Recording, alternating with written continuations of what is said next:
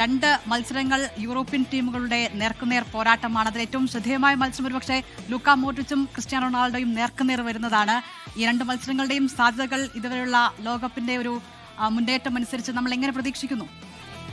തീർച്ചയായും ദിൽന, വളരെ വാശിയേറിയ പോരാട്ടം തന്നെയായിരിക്കും ഈ യൂറോപ്യൻ ടീമുകൾ തമ്മിലുള്ള മത്സരങ്ങളിൽ ഉണ്ടാവുക. അതിൽ ആദ്യത്തേത് ഇന്ന് അർദ്ധരാത്രി 12:30 നടക്കുന്ന സ്പെയിൻ ഓസ്ട്രിയ മത്സരമാണ്. നമുക്കറിയാം, കണക്കുകളിലോ അല്ലെങ്കിൽ കളി മികവുകളിലോ മറ്റ് നമുക്ക് സംശയങ്ങളൊന്നും തന്നെ ആവശ്യമില്ലാത്ത കണക്കുകളാണ് ഇതുവരെയുള്ളത്. അതായത് സ്പെയിനാണ് മുൻ ചാമ്പ്യന്മാരാണ്. ഒരിക്കൽ കൂടി ആ വിശ്വകിരീടം തങ്ങളുടെ നാട്ടിലേക്ക് കൊണ്ടുപോകാൻ കച്ചകെട്ടിയിറങ്ങിയ ഒരു സംഘമാണ്.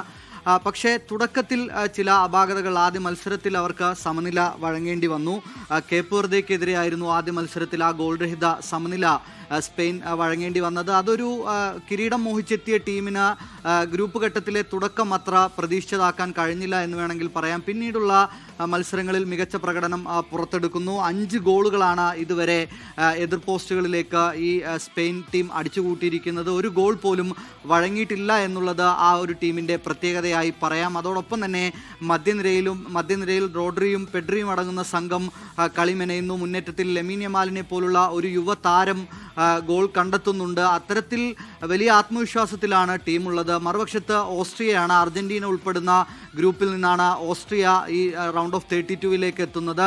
അവരുടെ ഒരു പ്രസ്സിംഗ് ഗെയിമാണ് ഓസ്ട്രിയയുടെ രീതി. അത് പൊളിക്കാനായി കഴിഞ്ഞാൽ ഒരുപക്ഷെ സ്പെയിനിന് അനായാസം അവസാന 16 യോഗ്യത നേടാൻ കഴിയും.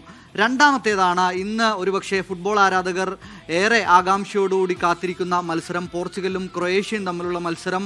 രണ്ട് ഇതിഹാസങ്ങളുടെ ഒരുപക്ഷെ അവസാന ലോകകപ്പിലെ ഏറ്റുമുട്ടലായി മാറാം. ആരെങ്കിലും ഒരാൾക്ക് നാളെ ആ മത്സരത്തിൻ്റെ ഫലം വരുമ്പോൾ ഈ ലോകകപ്പിൽ നിന്ന് പുറത്തു പോകേണ്ടി വരും. ക്രിസ്ത്യാനോയും ക്രൊയേഷ്യയുടെ ലൂക്ക മോഡ്രിച്ചും തമ്മിൽ ഏറ്റുമുട്ടുന്ന മത്സരം. അതിൽ തന്നെ നിലവിലെ ഒരു പ്രകടനം പരിശോധിക്കുകയാണെങ്കിൽ പോർച്ചുഗലിലെ ആരാധകരുടെ പ്രതീക്ഷയ്ക്കത്ത് ഉയർന്നിട്ടുണ്ട് എന്ന് പറയാൻ കഴിയില്ല. ആദ്യ മത്സരത്തിൽ ഒരു ഗോൾ നേടി മുന്നിൽ നിന്ന് വീണ്ടും സമനില ആവുന്നു. കോങ്കോയ്ക്കെതിരെയുള്ള മത്സരത്തിൽ 1-1 സമനില.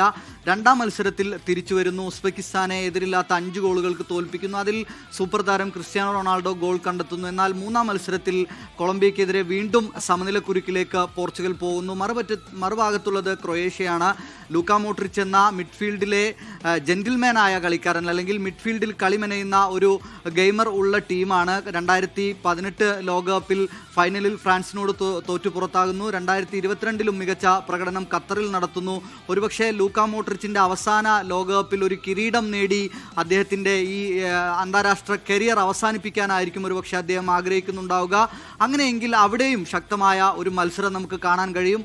എന്തായാലും കഴിഞ്ഞ ദിവസത്തേതുപോലെ ഇന്നും ഫുട്ബോൾ ആരാധകർക്ക് തെല്ലും നിരാശ നൽകുന്നതായിരിക്കില്ല ഈ നോക്കൌട്ടിലെ മത്സരങ്ങൾ. ദിൽന,